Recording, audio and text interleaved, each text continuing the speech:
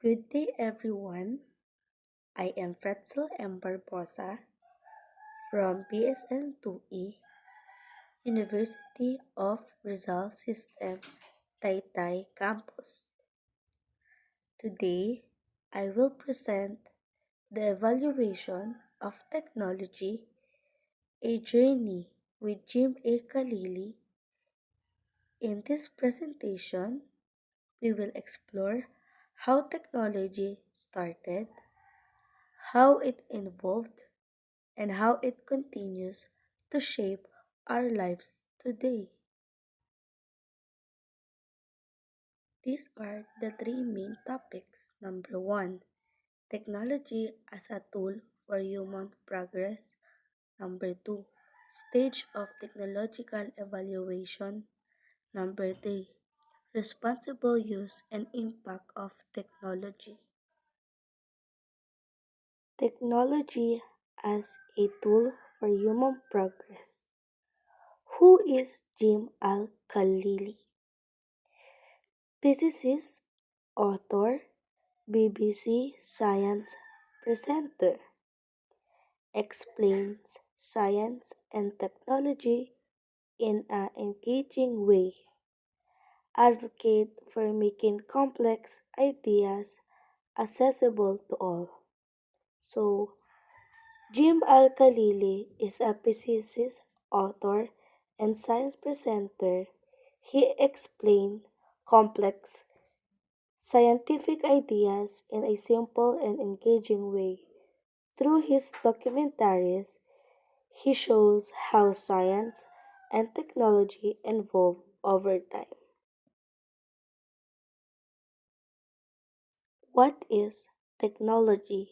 So, may two kinds ng paano tayo natulungan o na-improve ng technology. So, ito yung tools that solve problems, improves human life. Technology started as simple tools but evolves to meet human challenges.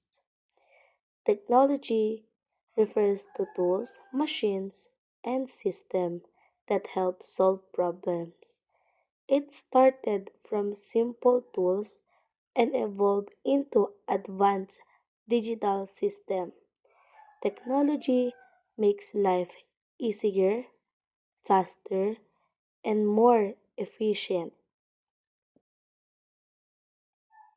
So now we discuss about Stone Age technology. Stone tools. Early human made tools from stone for cutting, hunting, and protection. These tools were the first technology showing human creativity and problem solving. Discovery of fire. Fire provided warmth, cooking, protection, and allowed humans to live in different environments. Learning to control fire was a major step in human survival and innovation. In the Stone Age, humans used simple tools made of stone. They discovered fire, which helped in cooking and survival. This was the beginning of human innovation. Next, we proceed agricultural revolution, farming tools, plow, irrigation. A plow or araro ay isang farming tool na ginagamit para bungkalin o paluwagin ang lupa. Nakatutulong ito para mas madaling magtanim ng crops at mas lumaki ang ani. Ang irrigation naman ay sistema ng pagdadala ng tubig sa mga taniman, lalo na kapag kulang ang ulan. Dahil dito, nagiging tuloy-tuloy ang pagsasaka kahit tag-init. Sa madaling salita, ang dalawang ito ay nag-improve sa farming efficiency kaya mas dumadami ang pagkain. Shift nomadic settled life. Noon, ang mga tao ay nomadic. Ibig sabihin, palipat-lipat sila ng lugar para maghanap ng pagkain. Pero nang matutunan ang pagsasaka, nagsimula silang manatili sa isang lugar or settled life dahil may stable na source or food na sila. Dahil dito, nabuo ang mga permanenteng tirahan at komunidad. Sumunod naman, technology-enabled food surplus population growth.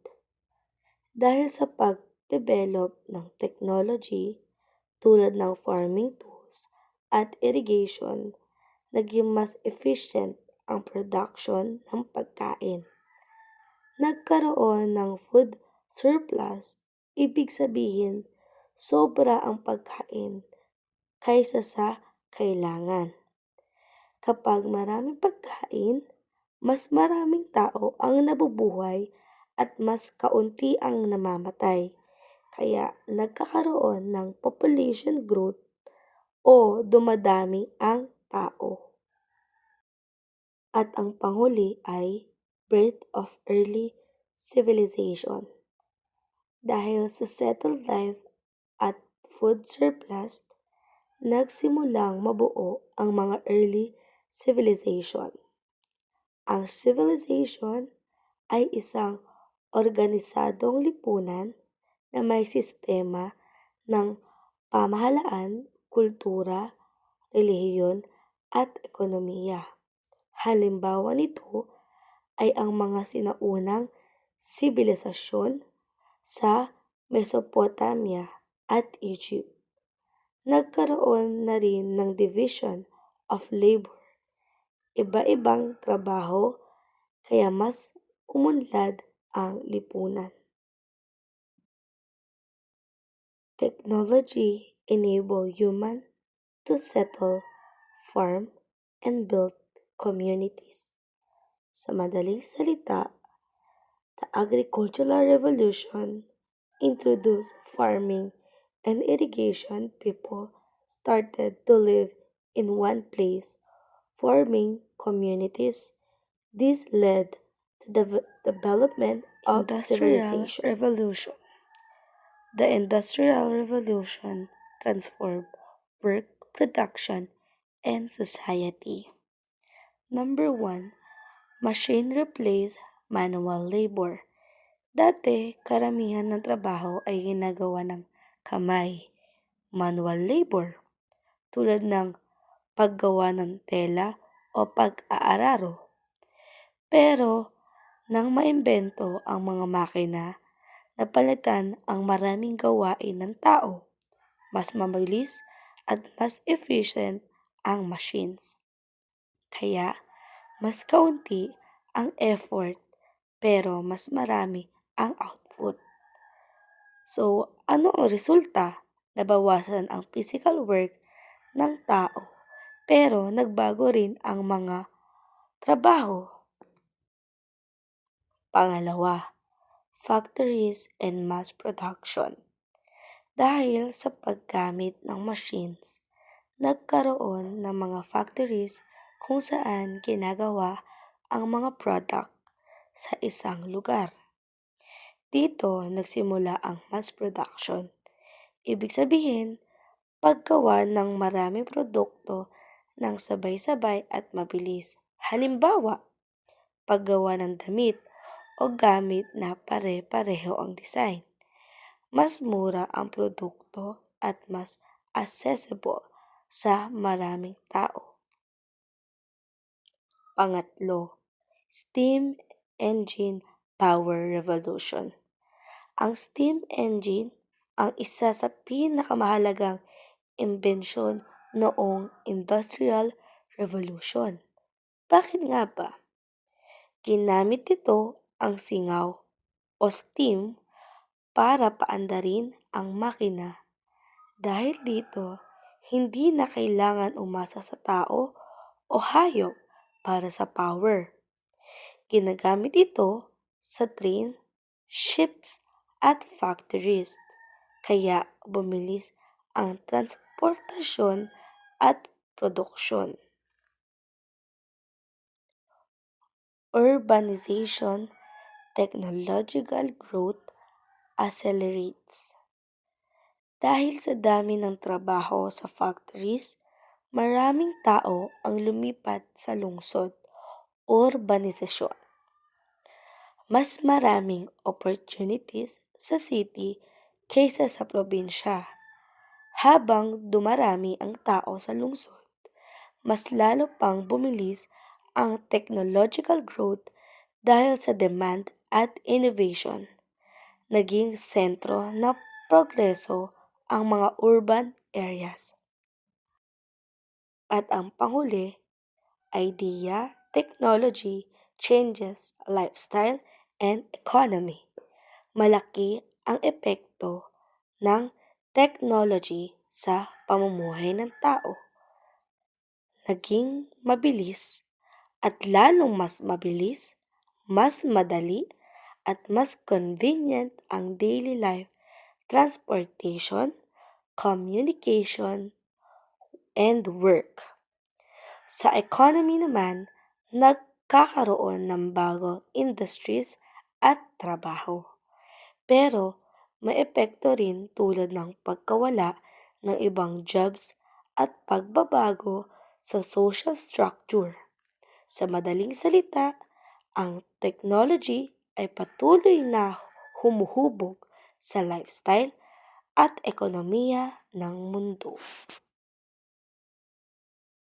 Ngayon, dumako naman tayo sa digital revolution. Ang digital revolution ay panahon kung saan nag-shift ang mundo mula sa analog technology o manual at mechanical papunta sa digital system. Dito nagsimulang gamitin ang computers, internet at digital device sa halos lahat ng aspeto ng buhay. Mas naging mabilis, accurate at efficient ang pag-process ng information. Ito ang nagbukas ng modern world na highly dependent sa technology. Computers, internet, and global connectivity. Ang computers ay ginagamit para mag-process at mag-store ng data. Ang internet naman ay nagko-connect ng milyong-milyong computers sa buong mundo.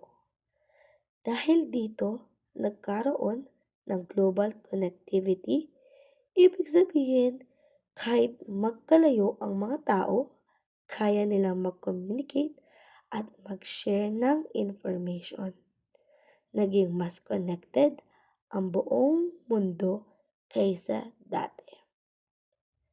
Information sharing become instant. Dahil sa internet at digital tools, ang pagpapadala ng information ay naging instant o real-time. Halimbawa, pwede kang mag-send ng messages, emails, or files sa loob lang ng ilang segundo. Hindi na kailangan maghintay ng matagal tulad ng dati. Kasi dati, letters o physical delivery. Mas napadali ang komunikasyon at access sa knowledge. The digital revolution connected the world and changed how we live.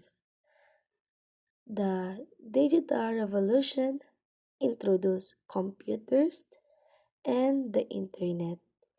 Information became easily accessible. Communication became faster and global. So next, we talk about modern technology. Modern technology affects how we interact, work, and entertain ourselves. Modern technology ay tumutukoy sa mga bagong imbensyon at innovation na ginagamit natin ngayon tulad ng advanced computers, internet at digital device. Mas mabilis, mas efficient at mas user-friendly na ang technology kumpara noon. Ito ay patuloy na na-develop para mas mapadali ang buhay ng tao. Halimbawa nito ay automation, artificial intelligence at smart device. Technology integrated into daily life. Sa panahon ngayon, ang technology ay bahagi na ng araw-araw na buhay. Ginagamit natin ito sa komunikasyon, transportation, shopping at kahit sa pag-aaral. Halimbawa, gumagamit tayo ng apps para magbayad, mag-order ng pagkain o mag-navigated sa lugar. Dahil dito, mas naging convenient at mas mabilis ang paggawa ng mga gawain. Halos hindi na natin ma-imagine ang buhay ng walang technology. Smartphones, AI, and social media. Ang smartphones ay isa sa pinaka-importanteng gadget ngayon dahil all-in-one na ito. Calls, internet, apps, camera. Ang artificial intelligence o AI ay tumutulong sa paggawa ng smart system tulad ng voice assistants at recommendation. Ang social media naman ay ginagamit para makipag-communicate at mag-share ng content sa ibang tao. Pinagsama-sama ang mga ito ay nagpapadali ng komunikasyon, nagbibigay ng entertainment at tumutulong sa trabaho at pag-aaral. Pero kailangan din itong gamitin ng tama para maiwasan ang negative effects tulad ng addiction o misinformation. Sumunod naman ay future technology. Ang future technology ay tumutukoy sa mga innovation na inaasahang lalabas o mas lalong uulad sa darating na panahon. Layunin nito na mas mapabuti ang buhay ng tao at masolusyonan ang mga problema sa mundo. Kabilang dito ang advanced AI, robotics, at space technologies. Patuloy itong nag-e-evolve habang tumataas ang pangangailangan at kaalaman ng tao. AI and smarter machines. Ang artificial intelligence o AI ay magiging mas advanced at mas matalino sa future. Kaya na nitong mag-analyze ng data, matuto mula sa experience at mag-decide tulad ng tao. Magagamit ito sa healthcare, business, education, at iba pa. Ano ang magiging resulta nito? Mas mabilis na desisyon o decision making at mas efficient na system. Robotics and automation efficiency. Ang robotics at automation ay magpapabilis ng trabaho sa iba't ibang industriya. Ang mga robots ay kayang gumawa ng repetitive at dangerous tasks na dating ginagawa ng tao. Mas nagiging accurate at productive ang trabaho dahil mas kaunti ang errors. Nakakatulong ito para makatipid sa oras at resources.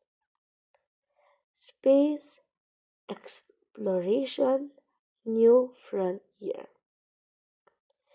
Dito naman, ang space exploration ay patuloy na lalawak sa hinaharap. Layunin nito ang pag-aaral ng ibang planeta at posibleng tirahan ng tao sa labas ng Earth. Kasama dito ang mission sa Mars at iba pang bahagi ng solar system. Ito ay nagbibigay ng bagong kaalaman at opportunities para sa humanity. Idea: future tech will reshape human potential. Sa kabuuan, ang future technology ay magbabago kung ano ang kayang gawin ng tao. Mas mapapalawak ang abilities natin sa work, communication, at innovation. Pero may kasamang challenges tulad ng job displacement at ethical issues. Kaya mahalaga ang tamang paggamit at regulation ng technology. Sa huli, ang technology ay magiging susi sa paghubog ng future ng tao. At ang panghuli ay ang advantages and disadvantages. Number 1. Advantage: faster communication. Dahil sa modern technology, sobrang bilis ng komunikasyon. Chat, video call, email. Kahit nasa ibang bansa, pwede kang makausap agad in real time. Nakakatulong ito sa personal na life at business transaction. Ano ba ang disadvantage nito? Minsan nagkakaroon ng misunderstanding dahil kulang sa tone o emosyon ang message. Pwede ring maging dahilan ng distraction at overuse na gadgets. So, madaming advantages, madaming disadvantage. Innovation and creativity. Advantage: binibigyan tayo ng technology ng tools para maging creative. Editing, apps, design, software, content creation. Mas maraming opportunities para mag-innovate at gumawa ng bagong ideas o negosyo. Naging mas expressive ang mga tao. Disadvantage: minsan nagiging dependent ang creativity sa tool instead of sariling imagination. May issue rin ng plagiarism o pagkopya ng ideas online.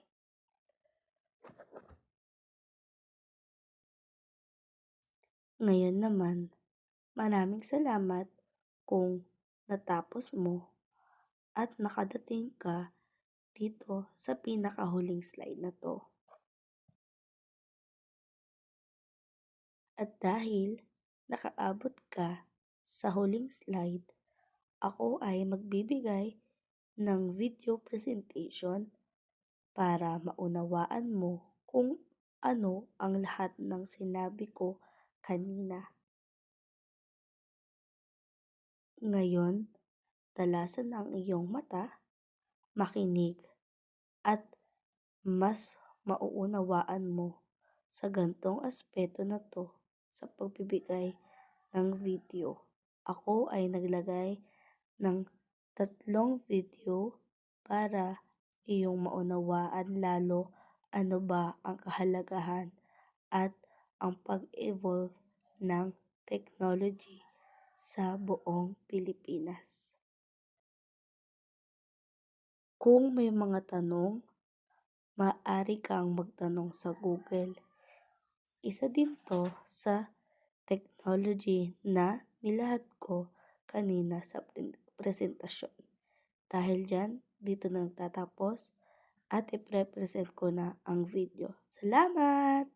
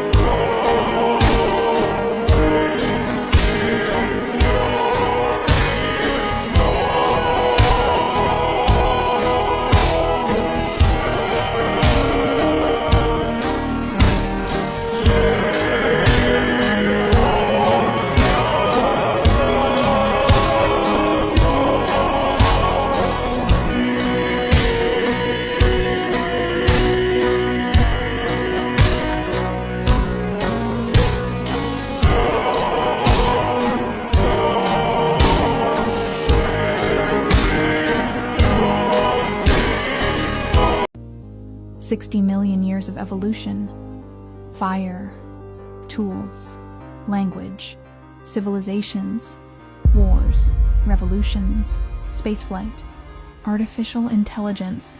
What about the next 60 million years?